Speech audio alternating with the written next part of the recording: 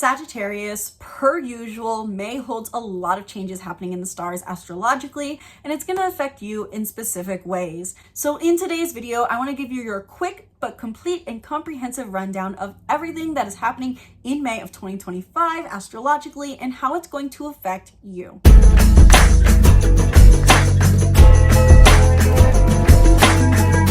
Hello and welcome back to the channel. I'm Isabelle, your spiritual rebel friend, and today we are talking about Sagittarius's horoscope for May of 2025. Whether you are a Sagittarius sun, moon, or rising, this is likely going to affect you. And I say likely just because if you use the Placidus system for your Sagittarius rising, it may not fully affect you. And I say that from experience as a Sagittarius rising who likely always has to read the Capricorn horoscope as opposed to Sagittarius. So if you're a Sagittarius sun or moon, this is definitely going to affect you. If you want to learn more specifically, quick note about how May of 2025 is going to play out for you, Sag, then book a reading down in the link in the description box below, where in 1 hour we can dive deep into any and everything regarding your chart and how this month is going to play out for you and how you can utilize these transits to your benefit for growth and manifestation. And if you want more personalized monthly guidance, check out my astrology coaching program, where for $100 a month, you get personalized one-on-one coaching once a month, where we overview all the transits, how they're going to affect you, and how you can use them to your benefit to attract what you desire and become the person you want to be. Learn more down below. Check out all the links in the description box below. Now, without further ado, let's dive straight into Sagittarius's horoscope for the month of May of 2025 using a new format that hopefully will keep my videos under 20 minutes long. So first, let's talk about your planetary ruler, Sagittarius. Jupiter does 3 different aspects in the month of May, 2 of which are on the same day. Starting off on May 5th, Mercury in Aries forms a sextile to Jupiter in Gemini in your opposite sign. Jupiter's been hanging out in Gemini and retrograde in Gemini since May of 2024. And so you've likely been feeling 2024. I had to pause there for a second because I didn't know if I said the right year. And so you've been expanding your one-on-one relationships, expanding your mental connection and curiosity in your one-on-one relationships. And when Mercury in Aries sextiles Jupiter and Gemini on the 5th, you're likely going to feel a sense of mental clarity and spiritual revelation about how you connect in love life, in dating, for the sake of play, and with a realm of curiosity. This is a very lighthearted energy for you, but simply put, May 5th could bring some mental clarity about maybe what you want to expand in your relationships, how you seek spiritual growth and spiritual connection in your relationships, and how you assert, how you have play in your verbal connection, in romance and in dating. Then on May 18th, we have 2 simultaneous aspects happening with Jupiter. Jupiter and Gemini sextiles Chiron in Aries, which can simply put be similar to the sextile on the 5th. And Jupiter and Gemini squares the North Node in Pisces. So from January of 2025 to July of 26, you are growing into your home and family. You're growing your emotional connections at home and where you live. But at the same time, on May 18th, you may feel like while this is what you're moving towards, you don't know how this fits into the picture of what you're experiencing in your relationships, because you may be experiencing healing in your relationships, in your beliefs about dating, finding spiritual growth in your perception of connections, and how you pursue play in dating and play in life in general. And it can feel like what you need to do with your home and family doesn't quite fit into this picture. A square does that. We can't see eye to eye. It's around a corner. We can't see it. And so be patient on May 18th if you're feeling a sense of lack of clarity, but enjoy the fact that you're feeling maybe a sense of deep healing on this day, as well as Chiron in Aries is sextiling Jupiter and Gemini, bringing healing and spiritual growth to your romance, passion, play, dating, one-on-one connections, both romantic and platonic. So that's enough about your planetary ruler, Sagittarius. Let's get into some other planetary, not so planetary transits and how they will affect you. And I say not so planetary because I got corrected on a video that I said the moon as a planet just because it was easier to say. And I know that right now I'm going to say planetary transits and I'm going to say the sun, and people are going to be like, the sun isn't a planet. Sorry, excuse my words. The sun, regardless, per usual, is transiting Taurus and Gemini. specifically transiting Taurus May 1st through the 20th, activating your 6th house, which means that you feel more sense of vitality the more you focus on your daily routines, your daily schedules, your health habits, and having routine in your life that stabilizes you. On May 18th in particular may be a strong day for you, and as it is strong for everyone, because the sun conjuncts Uranus and Taurus at specifically 27 degrees. And this could bring unexpected changes to your health, your habits, your routines, shaking up your daily life for the sake of grounding you in further stability in a positive way. The sun brings warmth to Uranus. Uranus brings unexpected warmth to you. And then from May 20th onward, the sun is in Gemini in your direct opposite, which puts a priority in finding vitality through your one-on-one relationships and being more curious and curious in your relationships in general. So whereas the sun tells us where we're likely feeling vitality by putting a priority on that area of life, the moon tells us more of the emotional story that plays out for us in the month. It can feel like an issue or an insight that touches our soul, an area of life where we're being touched deeply and impacted on an emotional level. So in May, Sagittarius, we will have a full moon in Scorpio in your 12th house and a new moon in Gemini in your 7th, which means that there's this dynamic coming to play that is accentuated on these two key dates I've said, the 12th and the 26th, where unconscious fears could be brought to light and a new beginning could be established in your one-on-one relationships, whether it's platonic and how you interact with people, or cultivating a new agreement, setting up a new relationship, meeting someone, putting a label on things, so to say. So on May 12th, specifically with the full moon in Scorpio in your 12th house, this could be a time where while you've been focused on your daily routines, doing things differently, prioritizing your meal prep, your health habits, on the 12th, you may be realizing some unconscious fears, bringing to light fears that block you in your deep connection to yourself and to others. Scorpio is very much about intimate connection, both in relationship setting and in a personal setting.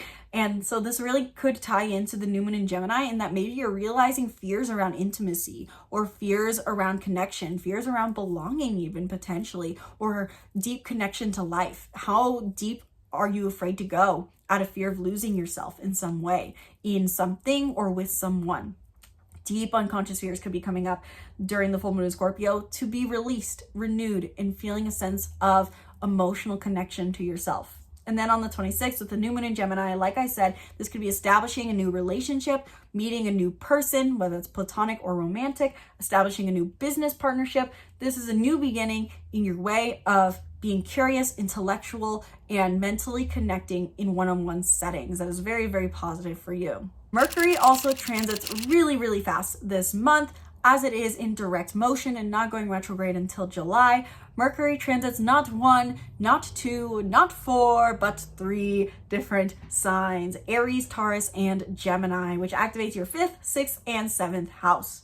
Specifically, the 1st through the 10th, Mercury and Aries will be transiting your 5th house, accentuating your desire to prioritize your either passion through romance or passion through creativity. You may feel the call to be more creative. I recommend to look in a macro scale. This is really tying into the new beginnings that have been initiating since March 29th. What has been changing in your passion, play, romance, creativity, personal expression?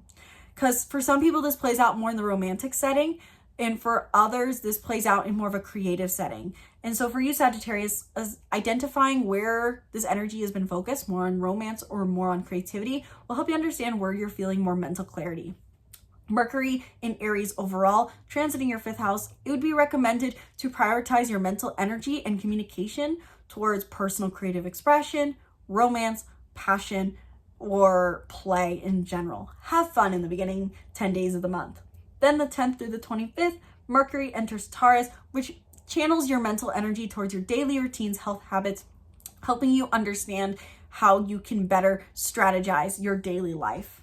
And then from the 25th onward, you're likely going to feel a need to communicate more in your relationships. Communication in your relationships from a place of curiosity and open-mindedness could be recommended from the 25th onward. Mercury enters Gemini right before the new moon in Gemini, giving you that mental clarity to start conversations potentially as well. Venus also does 3 different aspects in the month of May. It's hanging out in the sign of Aries this entire month, which accentuates you finding a love for life through creative endeavors and romance and dating, and prioritizing play in general, and also the potential to find a love interest through pursuing play, fun, and your creative pursuits.